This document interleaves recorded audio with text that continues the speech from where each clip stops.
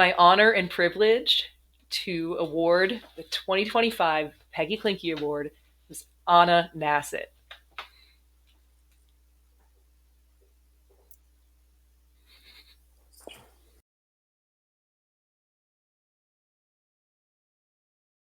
So my name is Dana Flightman. I am the Senior Training and Awareness Specialist at SPARC, the Stalking Prevention Awareness and Resource Center. And it is my absolute honor to welcome you to today's presentation of the second annual Peggy Klinke Award. So the Peggy Klinke Award honors an individual doing outstanding work on behalf of victims and survivors of stalking. And our honoree today has certainly done just that and a whole lot more. And I'll say it's such a joy to be here to celebrate because in our field, we so often focus on the deficits, and rightfully so. What's missing, what's not happening, what needs to be better. But it's really such a gift to also take a moment to pause and realize there are incredible people doing incredible work across the country on this issue, and to really celebrate that and to take some comfort and inspiration from that. So for those who aren't familiar, the Peggy Klinke Award, this is the second annual, and it's named for Peggy Klinke. Um, Peggy Klinke is a stalking victim. She was brutally murdered by her stalker. And if you're not familiar with Peggy's story, I encourage you to learn more about it. But those who know the story know that she did everything right. She reported it. She talked to law enforcement. She got a protective order. She moved across the country.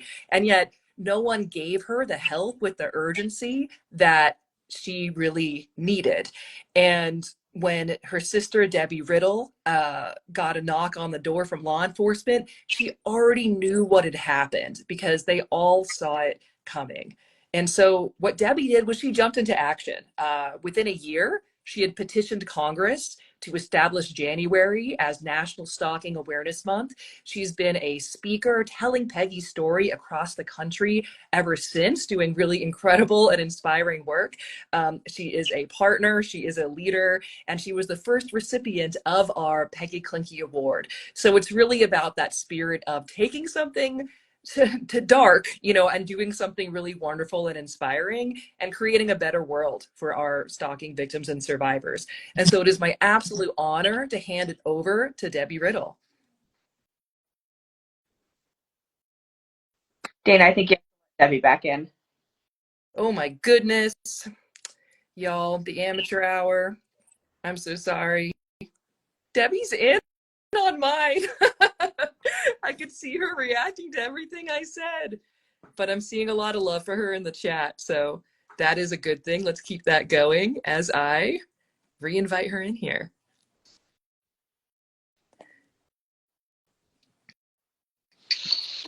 Yeah, you kicked me out. I didn't mean to.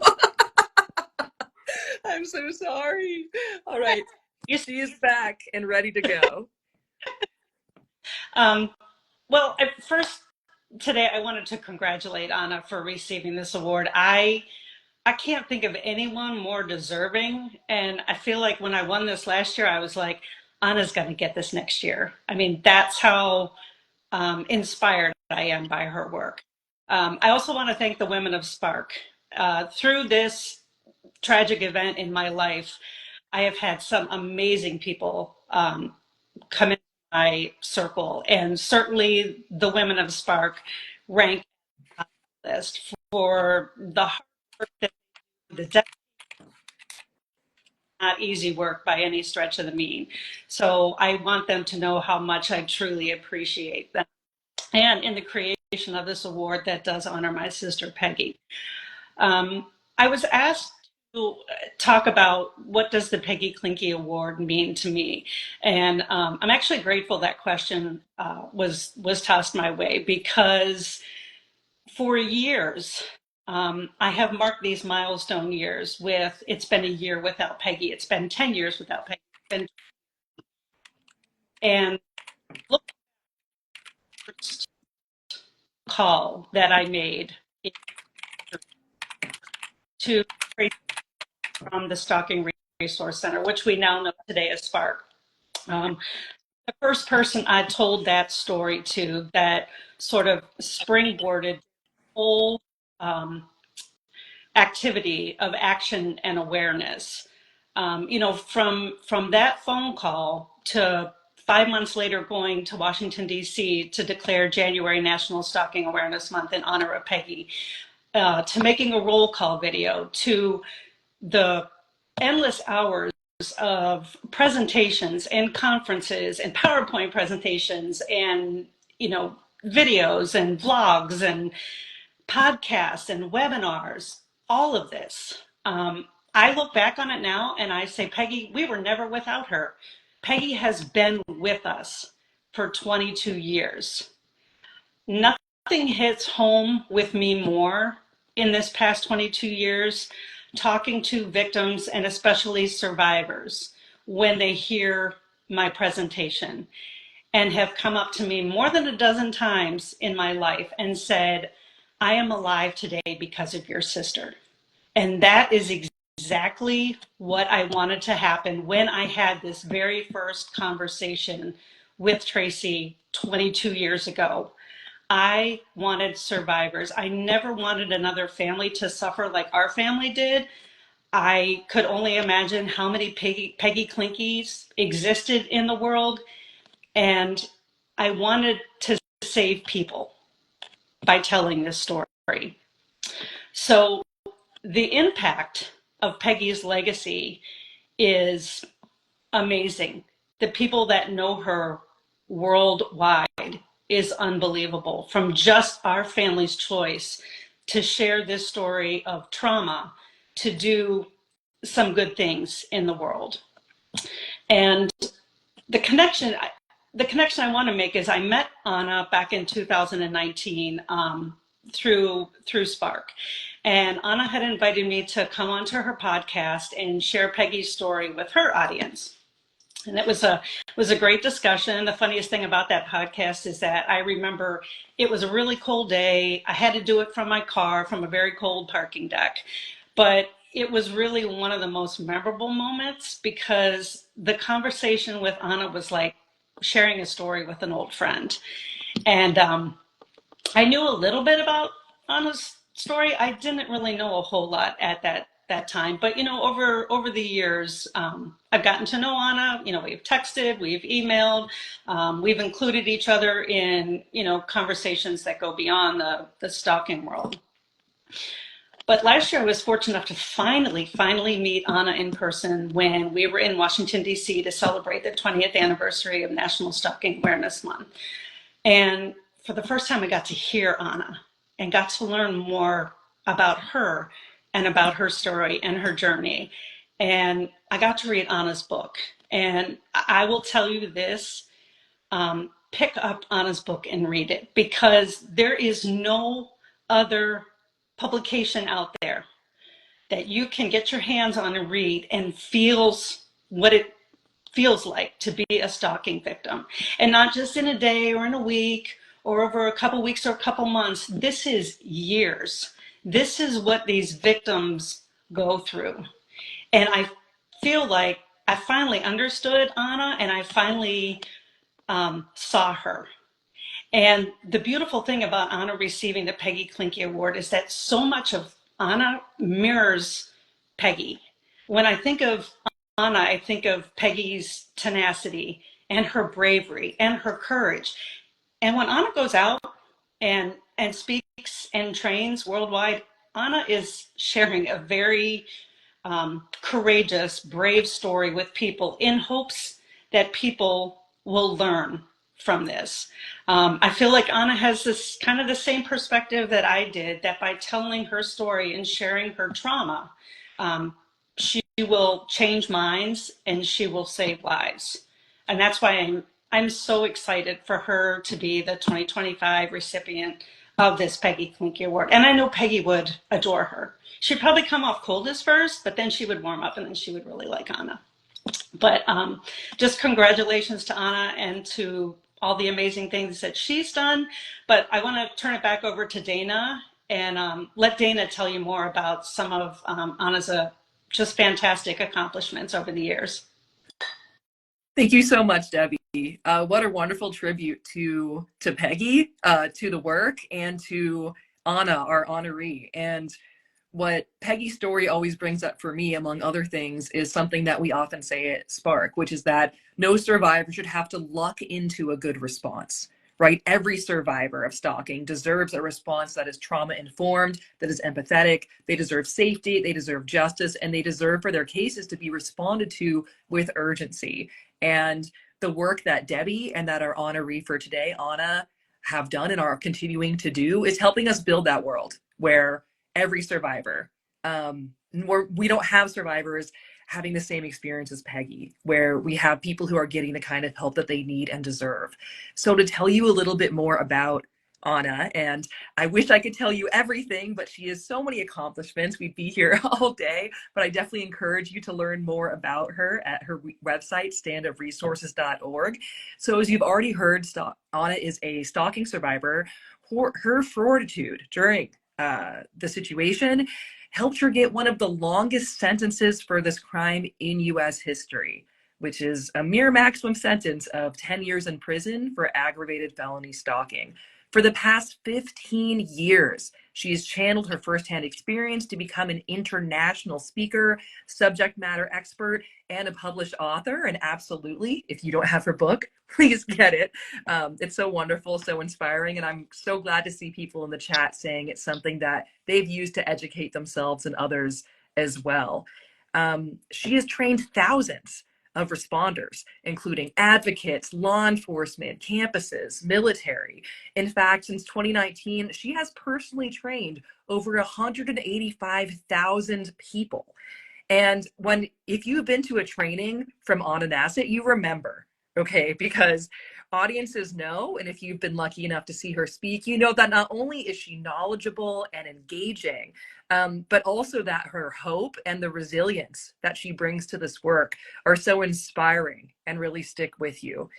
And her story and her leadership extends beyond even this training and this book. Her expertise informs the field on multiple levels, from hosting a podcast to survivors of crime, to serving as a board member with organizations like End Violence Against Women International, as well as advising the VineLink Advisory, Association of Threat Assessment Professionals, and multiple projects at SPARC, just to name a few.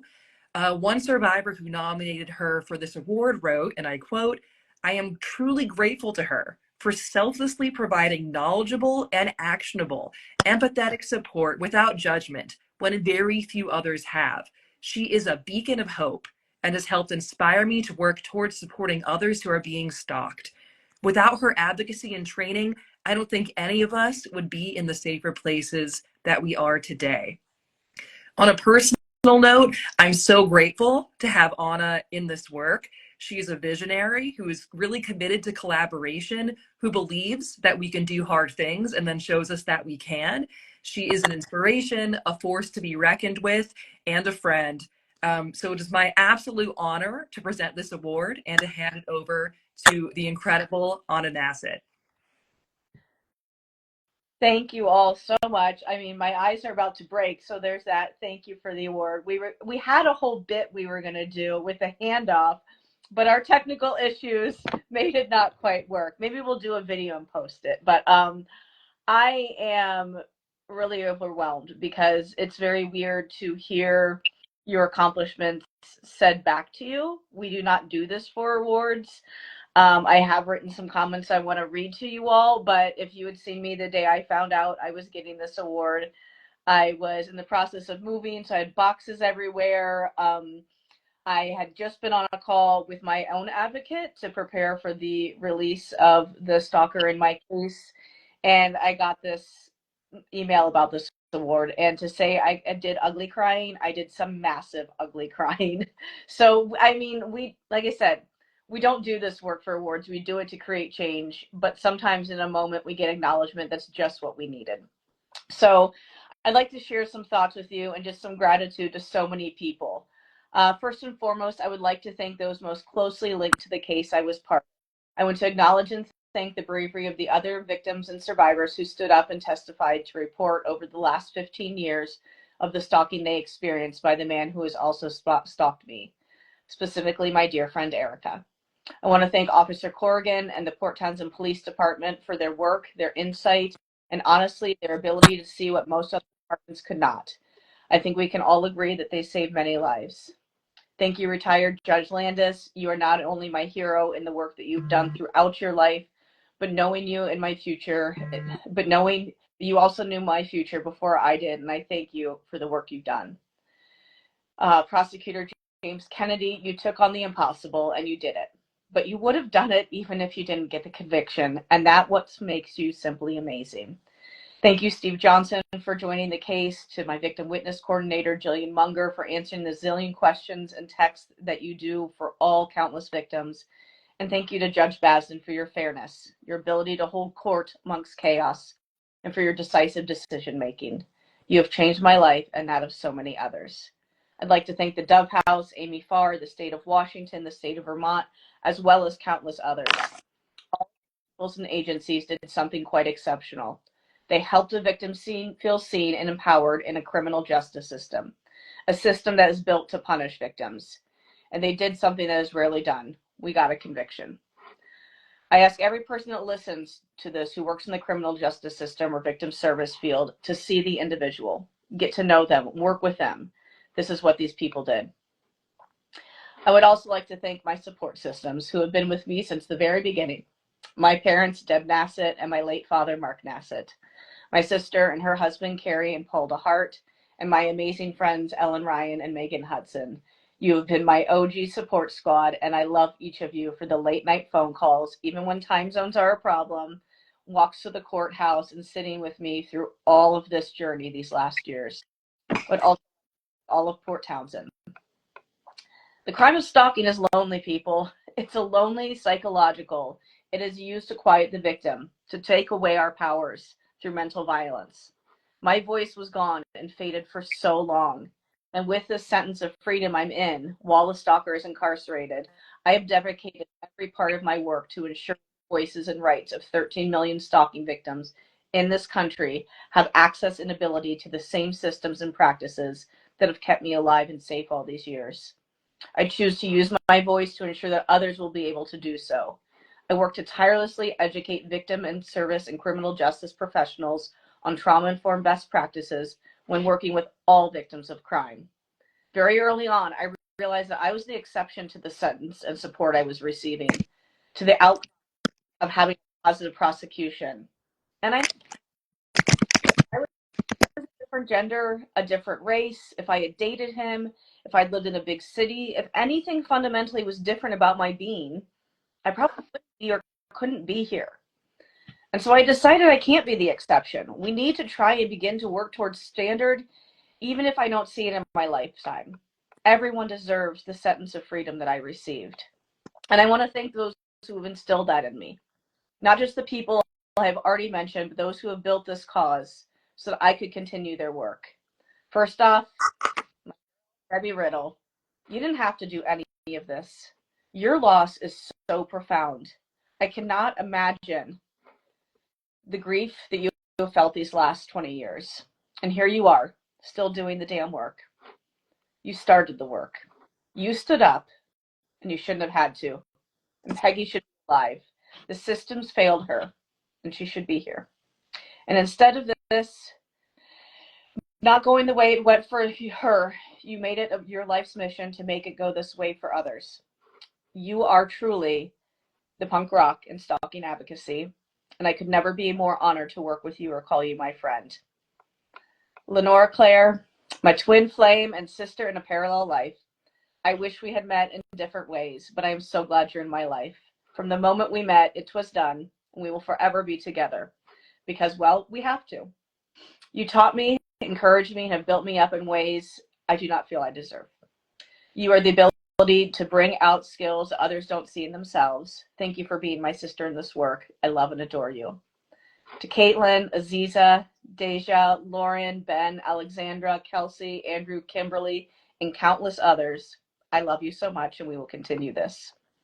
Charlotte, Lauren, and Denise, thank you for joining us and educating, which leads me to thanking my friends at SPARC, each one of you and your team and the Equitas team.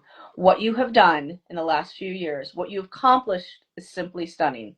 I know that you are never not on planes, never not doing the work, and never not up for a phone call. Your dedication to educating this country on stalking, diving in and fully and honestly forcing people to face what stalking is and how horrific it is, has changed the conversation in the course. Your work has allowed us survivors to speak, and even more so, you always put survivors at the forefront of your work. You uplift our voices, see us as the subject experts, and point the message back to how horrific this crime is. Thank you for your work you have tirelessly done and how you do it, with an always victim-centered lens and informed place. Additionally, I would like to thank the OBC and OVW, specifically Chris Rose and Rosie Hidalgo, for elevating the need of stalking services and awareness in response to our country over the last few years. You have been champions and heroes for this cause, and I know you will continue to do so in whatever work you do. I want to thank you to your dedication and tireless work for victims and survivors in this country throughout the course of your life, and specifically these last 4 years. You have each individually instilled confidence and joy in this work in me that I never knew I could have. Your warmth and enthusiasm in this work has changed the course for me, and I will always cherish it. Thank you for your service to this country. In this work, I have gotten to partner with incredible people, and that's what keeps me going. That's why I keep doing this, is I have found my tribe. None of my elevating my voice would be possible without a quiet conversation years ago with Andrea Van Loo when she was running the Vermont Victims Assistance Academy through the Center for Crime Victim Services. I always point it back to her and a quiet conversation we had on a bench sitting outside a coffee shop. And she always says she simply asked the right questions, which I think highlights the work of advocacy. It's asking the right questions and letting that victim and survivor lead their way, because we know the best way. So thank you, Andrea. And I also want to thank other agencies and nonprofits. My OG, Leah Heggie from Port Townsend, the Vermont Network, Nova, my dear Sue Russell, Jesse, Tom and Kathy Tremblay, Maxine Grad, VineLink, Center for Crime Victim Services and the Advisory Council, the Start by Believing campaign, and my dear family at End Violence Against Women, that I serve on the board of. I want to express my gratitude for Mosaic and my advocate, Mary, who will be helping me move forward with my future safety planning. Because that's the thing, people. For many of us, stalking just doesn't end one day. I echo my friend Lenore when I say there is no start or end to this for us. There are simply breaks and freedoms. And I have been so lucky to be able to express my freedom in my community here in Vermont in the Mad River Valley, a community that knows how to stand up for safety for its residents. And I've found my place where I can do this work and that I call home. I am so grateful to the people in this place. I fully know that it is a privilege and luxury I am currently living in, that I'm one of the few people who get to have this safety. But isn't that what we're all working for? To allow people whose lights have not only been dimmed, but extinguished. They are a candle hiding in the closet, and their light is miles away.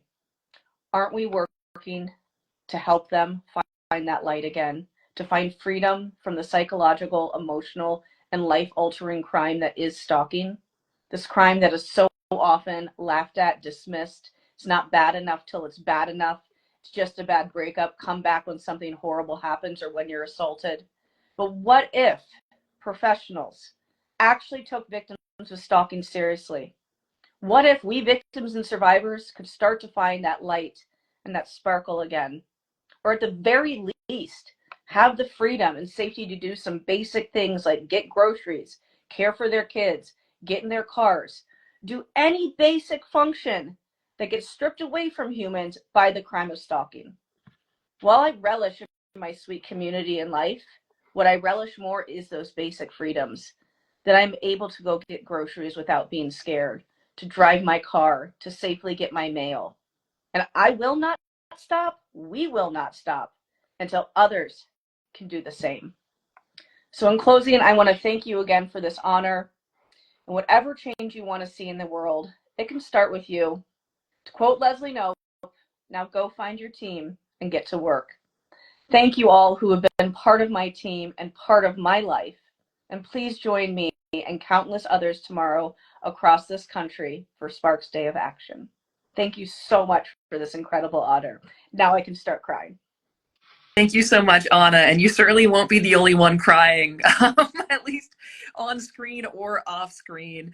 What an inspiration. And I hope that all of you listening are as moved as I am by hearing about the commitment to the work and the vision for a better world for stalking victims and survivors that we all want to see, and that Anna and Debbie are working so hard to build. Even though the issue is very serious, the work can be the work is serious and can be hard. It can also be very joyful. And it is pure joy to work with these people on this issue. And so I'm so grateful to them and to everybody who is working to make it a better world for stalking victims and survivors. Like Anna said, tomorrow is the National Day of Action for Stalking Awareness. And so I hope that you're inspired to take some action. There's a lot of ways to do that. Go to stalkingawareness.org and listen to a webinar, request a training, read a resource, go through our checklist and evaluate your own response to stalking. And most urgently, tomorrow it's also our second annual, like I said, Day of Action, and it's the Sparkle Against Stalking campaign. And it's another way to honor Debbie, Anna, as well as Peggy's memory. It's January 18th because that is the anniversary of when Peggy Klinke was killed. And something Debbie has said about Peggy is that she had a sparkling personality and that she'd light up a room. And that as the stalking went on, we saw that shine fade. And so the campaign is to bring that sparkle back for Peggy and for all victims and survivors of stalking. And so we encourage you to wear something sparkly or shiny, post a photo, as well as taking some of those additional actions that I mentioned. So thank you all so much for joining. We still have about half of Stalking Awareness Month left, so I hope that you'll continue to spread awareness, though of course it's always Stalking Awareness Month to us, and so it's always a good time to educate on this issue. So thank you so much to Debbie, to Anna, for everyone for joining, for folks' patience. I know we're a little late getting started. A happy Stalking Awareness Month. Have a wonderful long weekend. And nominations are open for next year's Peggy Klinke Award. So if in hearing about Debbie and Anna's incredible work, someone's coming to mind for you, go right to our website and nominate them, and maybe they'll be here speaking next year. So thank you all so much and have a wonderful day.